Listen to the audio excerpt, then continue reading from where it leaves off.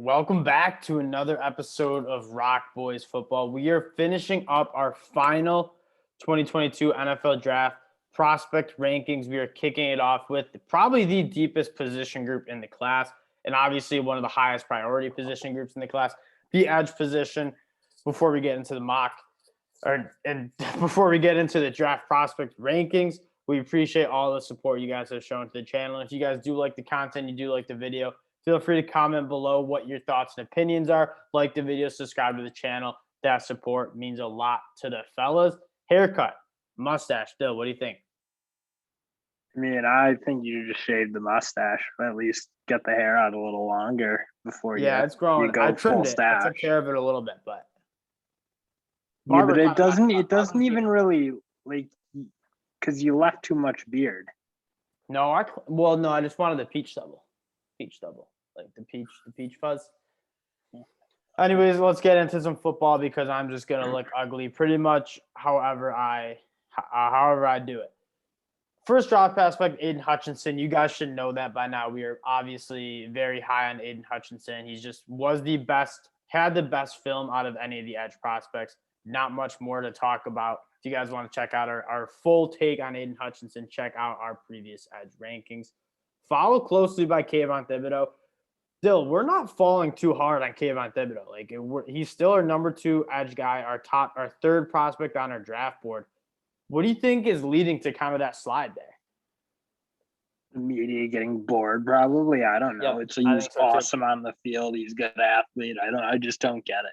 So that's got to be what it is. It's a little bit of a media frenzy. Like Daniel Jeremiah or Dane Brugler has him falling and has Travon Walker rising, and it seems like that just picks up steam. Jermaine Johnson's our third prospect over Trayvon Walker, and quite frankly, it's simply because of the film he put out at Florida State this year.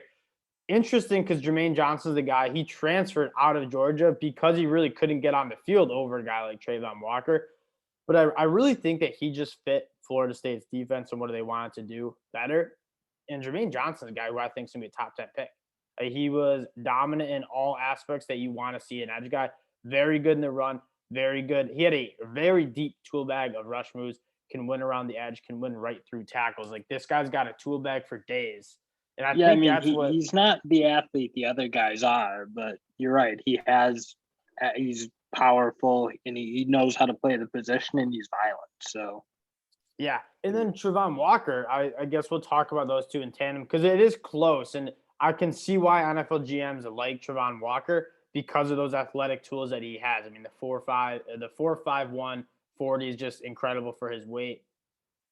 But the tool bag isn't there that we just talked about with like a Jermaine Johnson or Aiden Hutchinson. Like Trayvon Walker he's not a very developed pass rusher. And that's one of the reasons why I just can't see a team like the Detroit Lions or the Jacksonville Jaguars going up and taking Trayvon Walker, who just hasn't shown the ability to get after the passer at a high level. If I were 20-ish teams in the draft, I'm taking David Ojabo over Trayvon Walker still. I think at the end of the day, if you don't need to win right now, Ojabo's shown he's probably pretty close to being in the ballpark athletically, albeit a little thinner. Yes. But he showed the actual pass rush traits you want to see, not just the physical tools to potentially show pass rush traits, which is all people talk about Trayvon Walker because you just didn't see it on the field. Yeah, and in terms of like a 2-down defensive lineman, Trayvon Walker has a very high floor. Like he's gonna be really good in the run game. You're not picking first round guys to play the run. You're just not. Yeah, but then you'd say like those traits, like you can teach that dude to get after the passer at a higher level. And I agree. I think he could certainly be a top 10 pick because of the traits.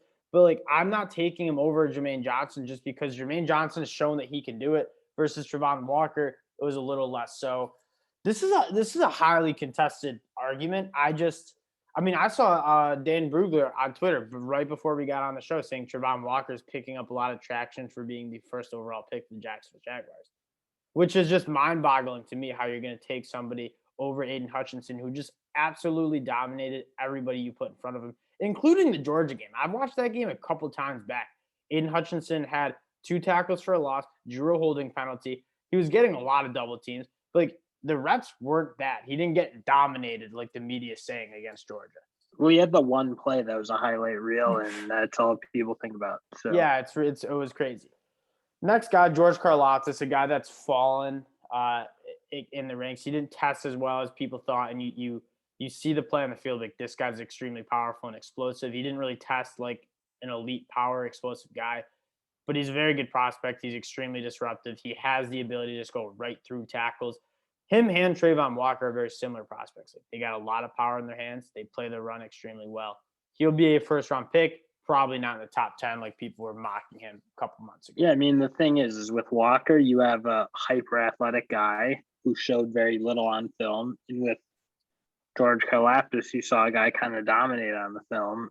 But you just kind of see a cap. It's like, yeah. And it's just athletically cap. I mean, yeah, I didn't think there was an issue with the film as much as, I mean, he doesn't run that fast. He doesn't appear that fast on the games. It's just, he is what he is, like a very solid edge rusher, but probably won't ever have the tools to be all pro or Pro Bowl. Like, he'll just be a decent, maybe starter. And then when you're talking about terms of where he's going to go, back end of the first round, where teams are pretty solid and they're just looking for a guy. They're not looking for a guy who's got massive potential, but you need to put some work into him. They're looking for a guy who can come in week one and be a good player in the NFL, and that's George Karlaftis. Yeah. Like an AJ Epinesa kind of guy, just like you kind of know a little bit more athletic than AJ. AJ Epinesa struggles athletically. George Karlaftis isn't quite that bad of an athlete. Arnold Ebiketie is like, he's my guy. He talk about just evaluating film. He's one of the best, most refined and technical guys in the class. 9.5 sacks, 18 tackles for a loss. He's extremely good in the run game, penetrating, getting in the backfield, being disruptive, and he's got extremely good hands when it comes to rushing the passer. And nobody uses hands. I don't think maybe Aidan Hutchinson uses their hands better than Arnold Ebiketie at Penn State. Yeah, no, I mean, Ebiketie is really good. I think that you're a little concerned with just, is he going to be physically big enough and strong enough to deal in the NFL? Because you did see some moments getting pushed around a bit in college against the premier tackles at Ohio State or some of the other big schools. Michigan, he got washed a little bit in that fourth quarter, but I think that was a result of, for one, Michigan run their heavy sets, so you got a friend, Trente Jones, coming in, versus Arnold Ebiketie's played 40, 50 snaps that game. You might see some breaking down. But I agree. The frame and how well he's going to hold up in the rush game could be a concern, but he was a beast. His film is awesome, like really good. Then I'm just going to get right to this. I strongly disagree with how much you're going to fall on Ojabo from an injury. Again, I feel like you're still living in the 1950s where like these injuries are career-ending, blah, blah, blah. Like, you always seem to, I think, way over inflate the severity of what an injury does, especially for a guy you probably weren't going to expect a ton out of in his first year. Yep. But at the end of the day, you saw with Ojabo a guy with a far higher ceiling than Trayvon Walker or Jermaine Johnson in my mind. Trayvon Walker. Wait, are you draft? Yeah, but you're I mean, so you're gonna put your whole life into a 40-yard dash is basically what you're doing. Me and you, like, you're putting your whole eggs into the 40-yard dash. Ojabo can run fast, but he also showed that he has the fluidity to play at a high level of actual football, which like matters, and it should matter. No, a little bit. My problem with David Ojabo is, quite frankly, this is about where he'd be pre-injury, because I have some. There's a reason why, like, especially in the beginning of the season, like, Michigan wouldn't play him on first and second down. Like, Jalen Harrell was starting over him. His lower half is just not developed enough. 6'5", 250 pounds, and like the lower half's a problem. Him standing up in the run game is a problem. And like, when you are, I wouldn't say the word pigeonholed into only being a third down rushing the passer edge guy. Like, how high are you going to take a guy who's shown like some serious lack of ability to have? Yeah, I mean, you're obviously just acting like there wasn't some massive improvements in the run game to the point where he was pretty dependable for the most part. Albeit, yeah, but there's still some questions. But he wasn't an issue. And the second part is who out of like it's not even like I don't like David Ojabo as much as like those guys who are ahead of him are like really good football players. I told you I would put him right up there with Jermaine Johnson. Yeah, that's too high for me. Way too high for me. It's I just think Jermaine Johnson is way more of a complete prospect than David Ojabo was clearly on the film. And yeah, but Ojabo is not like he was sick this year. Like he was very difficult to block. Especially in the pass rush, which is like was definitely benefiting from some favorable matchups with Aidan Hutchinson on the other side, though. And there's not many edge guys. He was tearing everybody up. So it's like, he had 12 and a half sacks or whatever he had. It was like he was killing it this year. He's a freak athlete, and he hasn't even been playing football for as long as these other guys. Yes. We're acting like Trayvon Walker didn't get a chance to develop. Like, he got 3 years at Georgia, and he's been playing. I don't have any reason to think he hasn't been playing for most of his life. And at some point, you got to see the tape reflect some ability to kind of get to where you need to get. And I just don't know that you saw it that consistently with Walker, besides the fact that he came and lit it up at the combine in shorts. I don't think his film's as bad as you think it was at Georgia. Especially how they run that defense at Georgia. Like he just puts in a lot of weird spots where it's not optimal to light up the stat sheet. Similar to Jordan Davis or Devontae Wyatt. Like you look at their stat sheet and it's not. But I watched the games. I can see there was no production on the edge. Yeah, that's the biggest concern. But the thing is, like when you're an NFL coach and NFL GM, like you're looking at that guy and being like, we can teach that. Let us get our hands on him. Let us teach how to do that. And I feel like that is a hypothesis that's riddled with like why hasn't it shown guys not getting taught? Yeah. No, I agree. And that's the big question. The Georgia coaches don't know what they're doing. Yeah, is he not focused enough, or is he not that is the question. It's like you've had 3 years of being an elite athlete and you haven't really. I don't doubt that, but there's more to like athleticism than the combine, and you need to be functional. You need to be smooth, and I don't know that you see enough of that. So yeah, I agree. Ojabo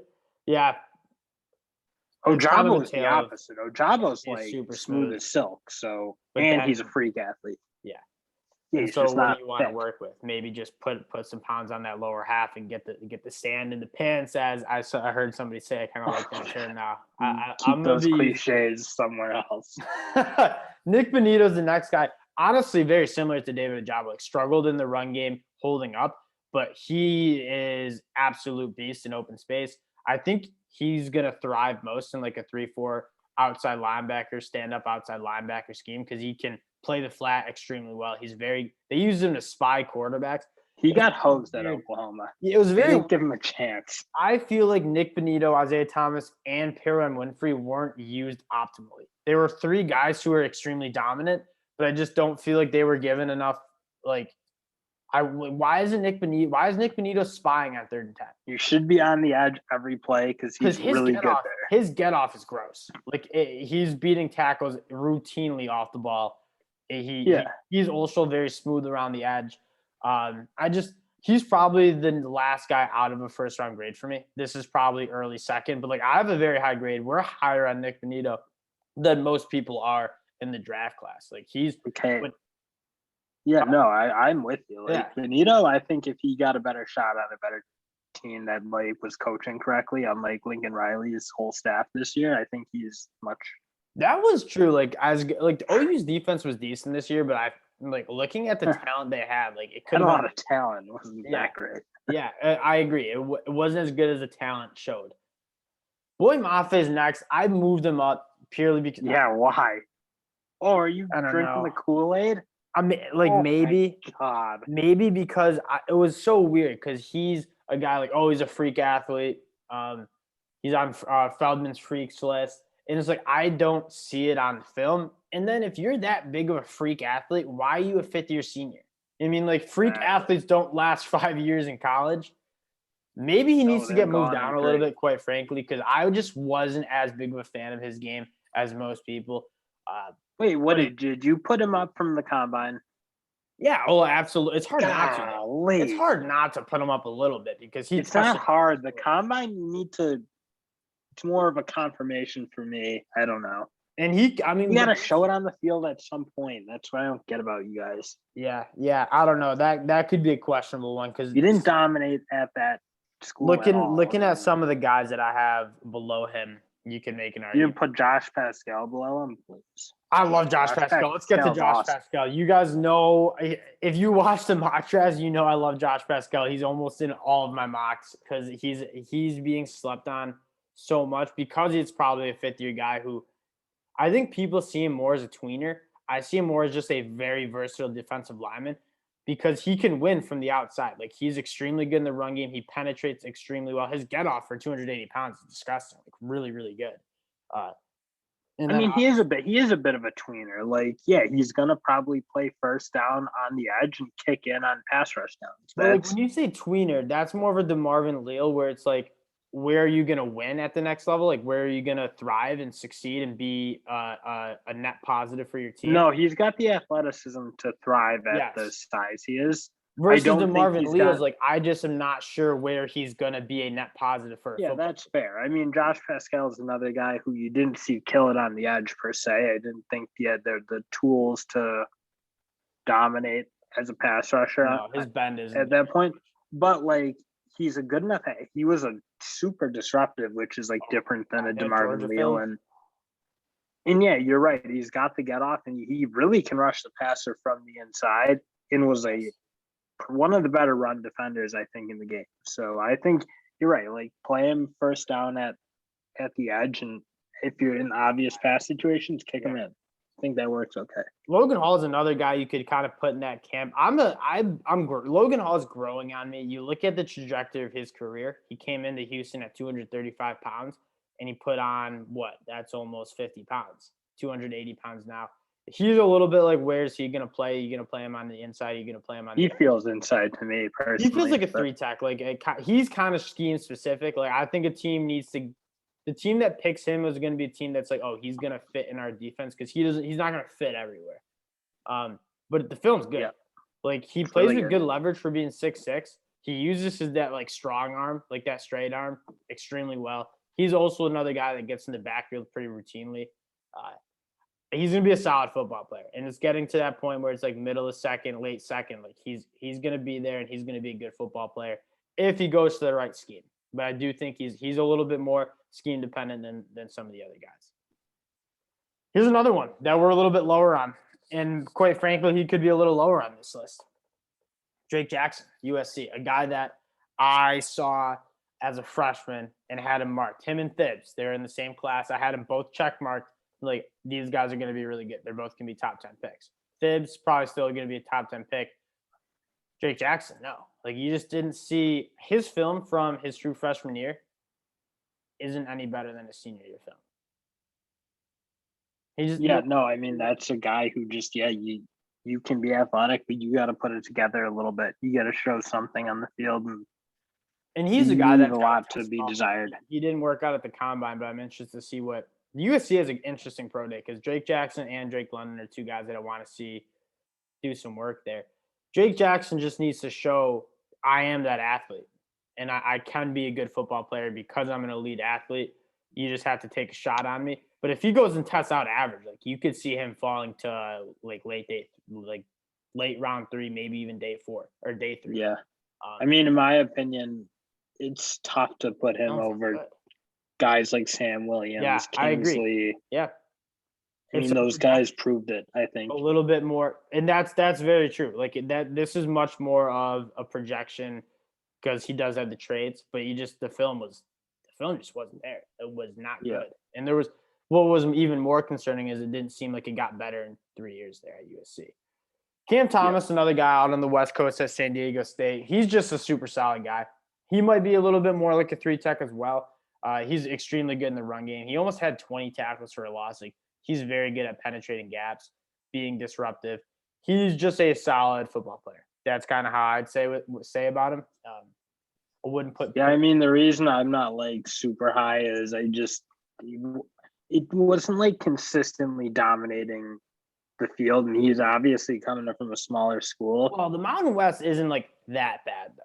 If guys like Wyoming or like Troy Anderson from Montana State that are like the MAC, that's where you got to get going. But the Mountain West might be like after maybe Conference USA, the next.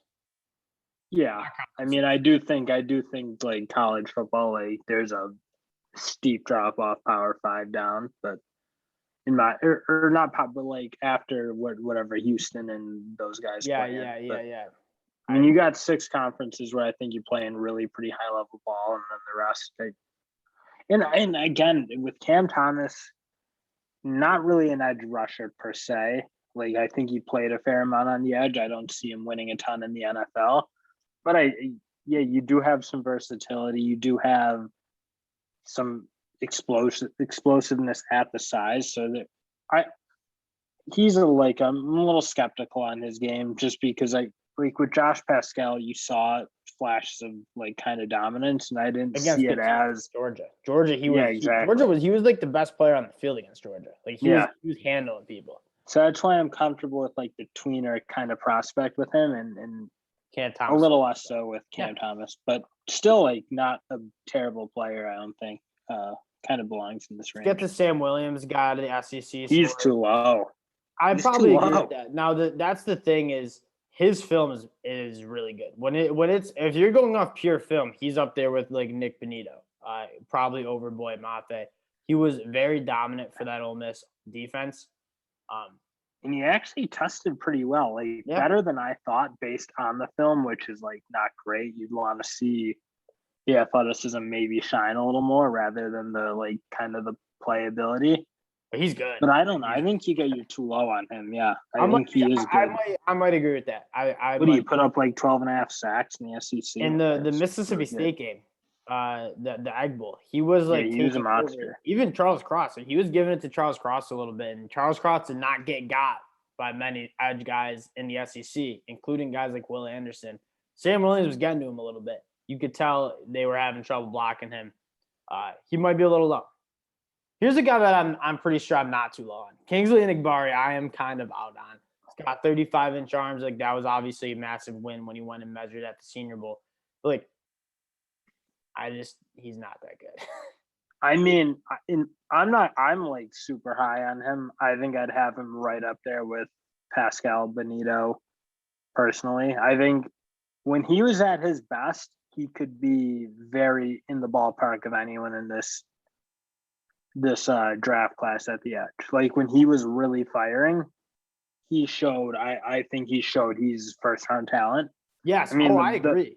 The major concern was like the effort wasn't always there. It seemed like there were games he's not so into it. And in fairness, they were getting their doors blown off a fair amount.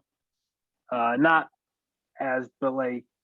an excuse, but yeah, I agree. That's the biggest hole in his game. When you look at these other guys, though, they were fairly outside of like Jake Jackson, who's just he's physically gifted. He's got to put it together. Like the other guys were like consistently really good football players at their spots. Cam Thomas, Sam Williams, Logan Hall, Josh Pascal, Boye Mafe. Like Boye Mafe is another guy that maybe we have some question marks at.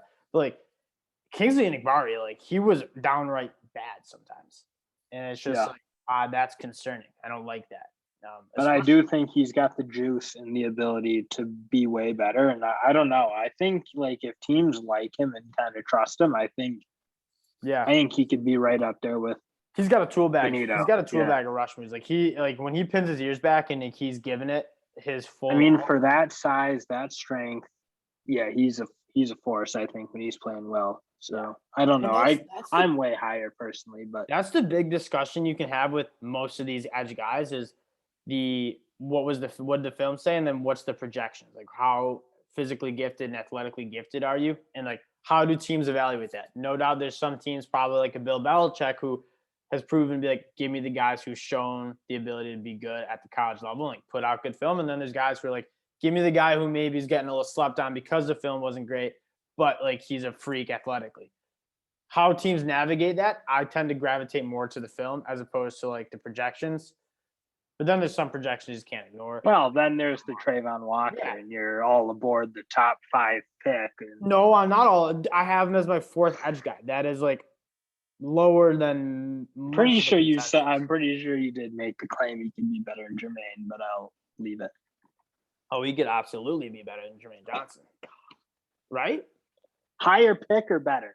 Oh, better, not higher pick. I wouldn't take Jermaine I'll Johnson. take that. I wouldn't take Travon Walker over Jermaine I mean, Johnson. hypothetically, Trayvon Walker could be the best, but I think Yeah, you do have to absolutely. play the probability of that. Yes, low, and so. that's what my point is. How do teams navigate that? Because that is what we see. Like, do you go for the guy who's like maybe didn't put out the best film, but is a freak athlete, or do you take the guy who's like, okay, Jermaine Johnson showed that he's double-digit sack guy in college, double-digit tackles for loss, gets in the backfield, plays the run game, was really good on film.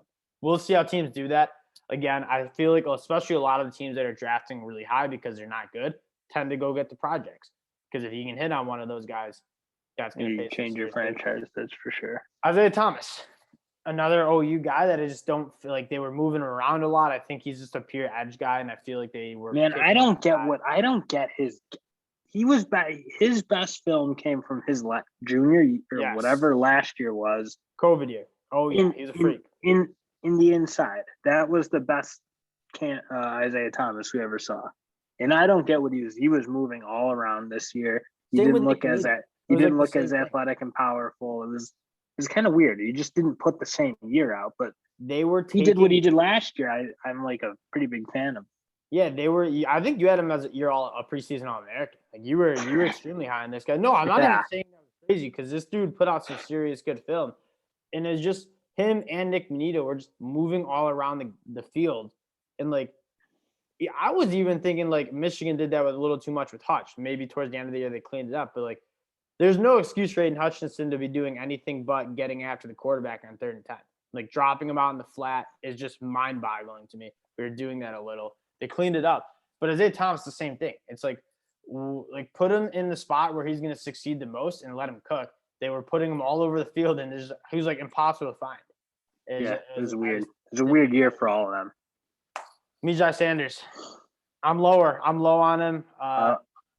Yeah, I'm not into it as much either. I think he had a lot of preseason hype, but in my opinion, like he wasn't even that on the ground. He's on the ground too much. It's just like he didn't seem like he had his balance. The guys were pushing him around a bit. It was and he's undersized. He came into the combine, and I heard it was like a stomach flu or something. I think he might have been 28 pounds though. That's like, super thin. Even if I have the stomach flu, I would hope I don't lose 30 pounds. Like that is a shockingly low weight for an edge defender. And then it's like, okay, you're a little undersized. I get it. There's some guys in this class like Nik Bonitto, like a David Ojabo, who are undersized for the edge position.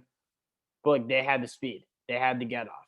Like Mijai Sanders wasn't Amari Barnard was another guy. Like we'll talk about Barnard in a second. But Mijai Sanders wasn't like popping off the film with a crazy get off. He's got some decent tool bag, but like I was gonna say he's actually a decent rusher. Like he uses his hands okay, but you're right, not a good enough athlete at the size and not playing very strong either. Yeah, so it was not a great combo. Yeah. Michael Clemens is a guy that I like. We left some guys out like D'Angelo Malone. There's a few guys, Dominique Robinson again, guys that I just haven't seen too much film on. And quite frankly, when I watched them, I just wasn't that impressed. They're a little bit more project-y guys.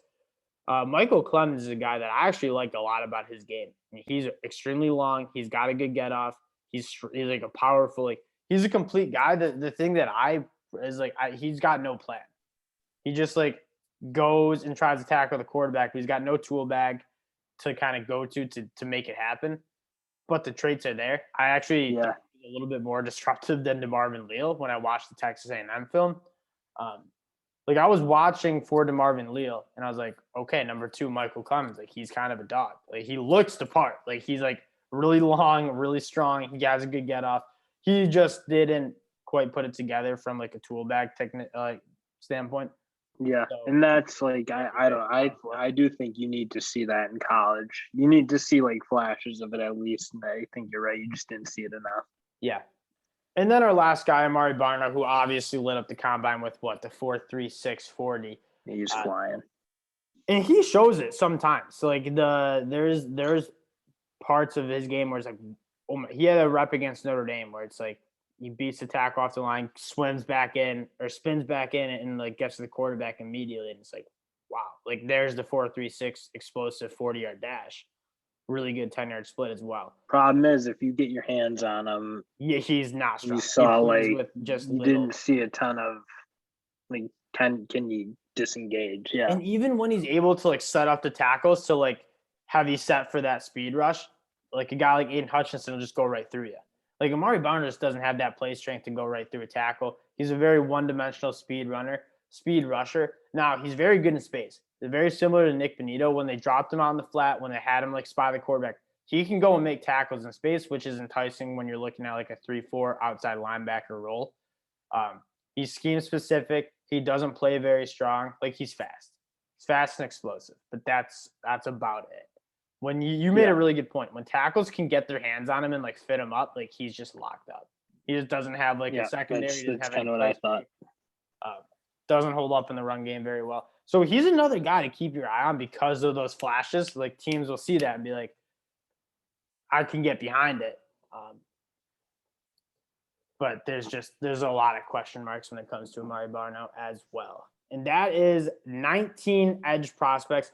And the thing with this edge group is there's going to be another 10 guys who are drafted. Like this is a disgustingly deep class. Top heavy too. Hutch, Kayvon Thibodeaux, Jermaine Johnson, Trayvon Walker. 4 guys who are probably going to go in the top 10, I would think. Definitely top 15. Definitely can. Yeah, and it's just – and then the depth. Like all these guys we talked about, the guys who are edge 14, he's going to be day 2 pick.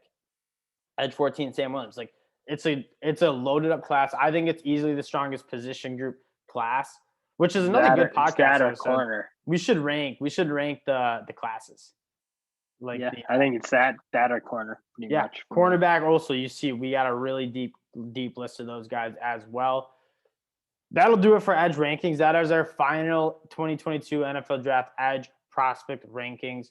Obviously, there are some other guys. Let us know in the comment section if we're missing out on a sleeper that you guys like, because we love turning on the film with some new guys. Dominique Robinson, maybe D'Angelo Malone.